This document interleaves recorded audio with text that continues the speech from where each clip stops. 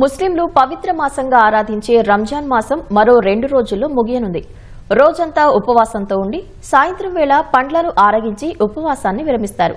ఈ నేపథ్యంలో రాష్ట్ర వ్యాప్తంగా పలు ప్రాంతాల్లో ఏర్పాటు చేసిన ఇఫ్తార్ విందుల్లో మంత్రులు, ప్రతిపక్ష నేతలు పాల్గొన్నారు. ప్రజలందరికీ అల్లా ఆశీస్సులు ఉండాలని కోరారు. ఆత్మీయత, మత సామరస్యానికి రంజాన్ ప్రతీక అని వైద్య, ఆరోగ్య శాఖ మంత్రి దామోదర్ రాజనరసింహ అన్నారు. సంగారెడ్డి జిల్లా జోగిపేటలోని శ్రీరామ గార్డెన్ ఫంక్షన్ హాల్లో ఏర్పాటు చేసిన ఇఫ్తార్ విందులో మంత్రి పాల్గొని సామూహిక నమాజ్ అనంతరం ఉపవాస దీక్ష చేపట్టిన ముస్లింలకు పలహారాలు తినిపించారు. హైదరాబాద్ బంజారాహిల్స్ లోని లేక్ వ్యూ ఫంక్షన్ హాల్లో మన్నె గోవర్ధన్ రెడ్డి ఆధ్వర్యంలో ఏర్పాటు చేసిన ఇఫ్తార్ విందుకు ముఖ్య అతిథిగా మాజీ మంత్రి హరీష్ రావు హాజరయ్యారు. ఈ విందులో ఎమ్మెల్సీ మహమూద్ అలీతో పాటు పలువురు నాయకులు పాల్గొన్నారు. సికింద్రాబాద్ లోని బౌద్ధనగర్ వారాసిగూడలో ఏర్పాటు చేసిన ఇఫ్తార్ విందులో కేటీఆర్ పాల్గొన్నారు. ఇఫ్తార్ విందులు సర్వమత సౌభ్రాతృత్వాన్ని చాటుతాయన్నారు.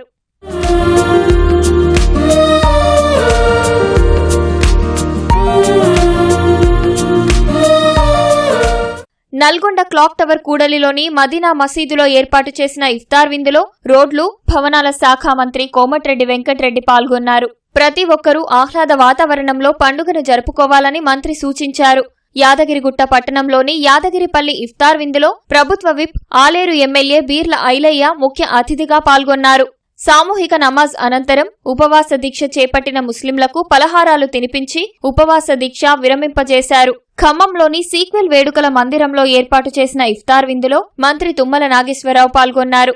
పేద ముస్లింలకు ప్రభుత్వం నుంచి తగిన సాయం అందుతుందని భరోసా ఇచ్చారు. పేదవాళ్ళైనటువంటి అనేక మంది యువకులు ఈ ఖమ్మం పట్టణంలో చేతి వృత్తులతోటి ఏ రోజుకు ఆ రోజు వాళ్ళ జీవనం గడుపుకుంటున్నారు. మన ప్రభుత్వ కార్యక్రమాలు ఎగిరిన ఎక్కువ శాతం ముస్లిం పేదలకి దక్కేటట్టుగా ప్రయత్నం చేయాలని చెప్పి కలెక్టర్ గారికి విజ్ఞప్తి చేస్తున్నాం. మత సామరస్యానికి ఇఫ్తార్ విందులు ప్రతీకగా నిలుస్తాయని పరకాల శాసనసభ్యులు శ్రీ రేవూరి ప్రకాష్ రెడ్డి అన్నారు.